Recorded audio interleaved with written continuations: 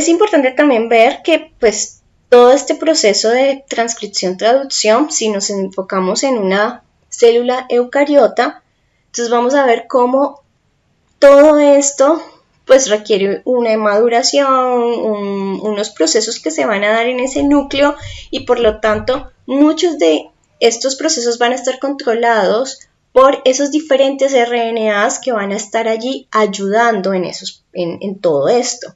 Y que finalmente solo algunos van a poder ser exportados al citoplasma, entre ellos los RNA ribosomales, los de transferencia, el mensajero e inclusive otros tipos de RNAs no codificantes que van a entrar a jugar un poco en impedir la traducción o no de ese mensajero, dependiendo de las condiciones que hayan motivado la transcripción de este tipo de RNAs. Pero finalmente pues se va a dar un proceso de traducción en un momento determinado y eso va a llevar a que se traduzca y se degrade el mensajero una vez terminó el proceso y obtengamos la proteína. Ahora, el código. El código, pues como les decía, se lee en 3 letras y a estas 3 letras les denominamos codón. Y es un alfabeto. Es un alfabeto en el cual pues es la manera de decodificar ese código.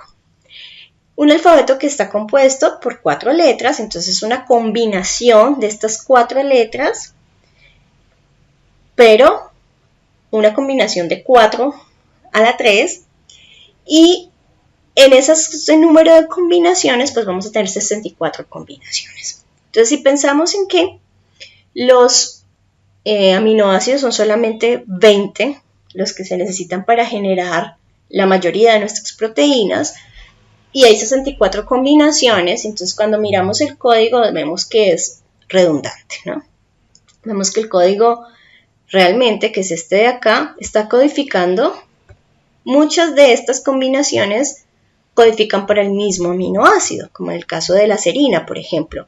Miren que las 2 primeras letras se mantienen y la tercera letra, no importa qué sea, si es uracilo, citosina, adenina, guanina, igual va a codificar para serina. Pero algunos otros, como en el caso de la metionina, que es el codón de inicio que reconoce el ribosoma para comenzar a traducir y posicionarse en la secuencia, el AUG de la metionina es exclusivo de metionina. No hay otro codón que codifique para la metionina. Entonces, si se fijan también, hay unos que no codifican para ningún aminoácido. Esos son los que llamamos codones de parada. Esos codones de parada, siempre que aparezca, significa que es el punto final. Hasta ahí llegó la secuencia de la proteína. Ahí termina la proteína. Entonces ya se desarma absolutamente todo. Se desarma el ribosoma, se libera el mensajero y se termina el proceso para que esa proteína continúe con sus plegamientos y las adecuaciones posttraduccionales que requiera. Es importante pues tener en cuenta que si tengo 3 codones de terminación, entonces de esas 64 combinaciones, realmente 61 son las que codifican, que igual siguen siendo bastante pues, elevadas porque son redundantes, necesito solamente 20. Y algo que también se ha notado es que ese número de codones, o sea, la frecuencia con la que hay, es decir, entre mayor número de codones puedan codificar para un aminoácido es porque ese aminoácido tiene cierta frecuencia en aparecer en las secuencias de las proteínas, o sea, es bastante frecuente, ¿ya? De ahí que veamos varios de ellos altamente representados, unos mucho más altos que otros. Entonces es importante eso. Puntos que también hay que tener en cuenta es que este es un código que no se sobrepone. O sea, se lee, como les decía en un momento, de izquierda a derecha, ¿sí? Como escribimos, así se lee. Nunca vamos a leer de derecha a izquierda, entonces es igual en este caso. Y no se sobrepone, ¿ya? No tiene una puntuación. Entonces es más decir, no tiene un momento de punto seguido, es un punto final. O sea, una vez termina la secuencia o termina la proteína, ya. O sea, el stop es el punto final. No hay pausas, no hay una parada y luego continuemos, no hay nada de eso. El código es degenerado, por lo que decíamos. O sea, necesito para combinaciones para 20 aminoácidos, pero resulta que salen combinando esas 4 letras entre 3 posiciones, pues entonces voy a tener 64 combinaciones, entonces van a haber unos que van a tener muchos van a tener más de un codón que codifica para ese aminoácido.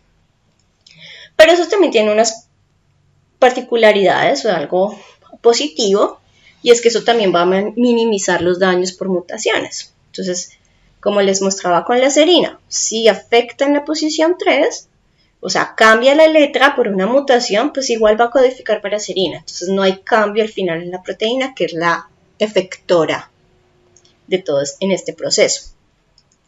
Y el código es casi universal. Entonces hay algunas excepciones a ese código que les mostraba anteriormente.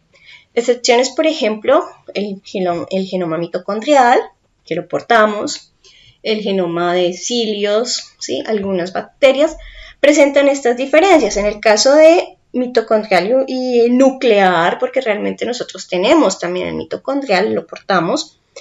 Si lo vemos desde este punto, miren cómo con un codón de parada en nuestro genoma nuclear, el código pues en el mitocondrial codifica para triptófano, un aminoácido, ¿ya? En el mitocondrial hay 2 codones para metionina, aparte de AUG, o sea, AUG y AUA, que en nuestro caso codificaría para isoleucina, nuestro genoma nuclear. Y así varias diferencias que empezamos a notar. Pero entonces ese código guarda pues mucha de esta información, es como nuestro disco duro y por lo tanto tiene que tener un orden, tiene que tener una manera de almacenar de una forma que podamos entenderla y que sea organizada y para poder llegar hasta este punto, hasta esa secuencia.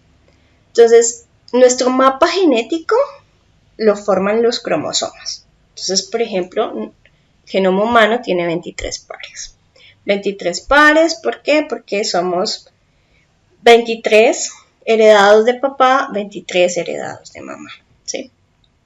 Por eso hablamos de 23 pares. Y a su vez, cada cromosoma va a aportar pues un sinnúmero de genes que están posicionados y esa posición de estos genes por individual, por uno solo de los alelos, la denomino locus, es la posición fija. Cuando hablo de las 2 posiciones, o sea, del gen X, por decir así, que está en esta posición, en particular en este cromosoma, que además tiene su contraparte en el otro alelo paterno. Entonces, cuando hablo de la posición de los 2, digo que esa posición fija se llama loci, pero cuando hablo de uno solo de los alelos, la denomino locus. El conjunto de esos genes, por eso nosotros hablamos del genoma, pero pues todos esos genes están en los cromosomas. Ahora, si voy a hablar del gen en particular, el gen también tiene una estructura. Y todo gen va a tener un gen que codifica para una proteína en sí, va a tener una estructura que voy a denominar como regiones exónicas y regiones intrónicas. Entonces, si estoy hablando de un gen codificante, las regiones exónicas son aquellas que portan la secuencia codificante y que solamente cuando esas regiones intrónicas que están en medio de estas regiones exónicas sean eliminadas después de la transcripción en el ARN, entonces ya puedo tener una secuencia completamente consolidada que vaya a ser traducida. Pero entonces estas regiones intrónicas están allí como como regiones espaciadoras que no portan una secuencia codificante para proteína, pero que ustedes verán más adelante en cursos posteriores en biología molecular, cómo estas secuencias tienen una importancia a nivel de regulación de la expresión de estos mismos genes. Por último, pues hablarles de un poquito sobre el dogma central de la biología molecular. Hay 3 pasos fundamentales que están dados en la replicación. La replicación, el ADN se puede replicar, de ahí que podamos regenerar tejidos, porque nuestro ADN constantemente, pues a unas tasas más o menos, dependiendo del tipo celular, se está regenerando, se está volviendo a sintetizar. El otro proceso constante es la transcripción, o sea, es el pasar de esa secuencia de ADN, pasarla a términos de ARN. Y el último gran proceso es la traducción, ¿sí? La síntesis de proteína a partir de la secuencia de ARN mensajero. El dogma central al inicio, o sea, marcaba algo bastante sólido, ¿no? ADN que se replica muy bien, pero era unas líneas unidireccionales donde básicamente de ADN a ARN está bien, pero ARN a ADN pues es posible solamente en algunos casos, o sea, los que tienen una transcriptasa reversa, nosotros no podemos hacer eso, entonces no puede ser una línea sólida cuando no todos los organismos lo pueden hacer. Ahora, el paso de proteína a ARN también es algo complicado, poco probable en la gran mayoría de los organismos. Entonces, todas estas líneas como un triángulo sólido uno a lo otro y de ADN, yo no puedo pasar directamente a proteína ni tampoco devolverme, hicieron replantear el ciclo, además, pues el dogma, además de pensar en que debía ser mostrado de una manera un poco más gráfica, más aterrizada, ¿ya? Entonces el dogma que vemos actualmente es uno más enfocado en decir, bueno, hay unas partes que sí son muy sólidas. Si paso de ARN, el paso de ADN a ARN es básico, necesario, la transcripción se necesita en todos los organismos que tengan como molécula que guarda la información de su genoma, que sea el ADN, entonces ese paso va a ser obligatorio. Y además porque el ARN es la molécula que va a hacer posible que se traduzca a proteína. En eso está claro. Pero pues no todos pueden hacer la transcripción reversa. El ARN sí se puede polimerizar directamente desde ARN, ¿sí? Y esto, DNA a proteína, es algo pues bastante punteado. ¿Por qué? Porque no siempre tener una secuencia codificante implica que efectivamente la proteína se va a dar. O sea, es posible, pero hay mucho camino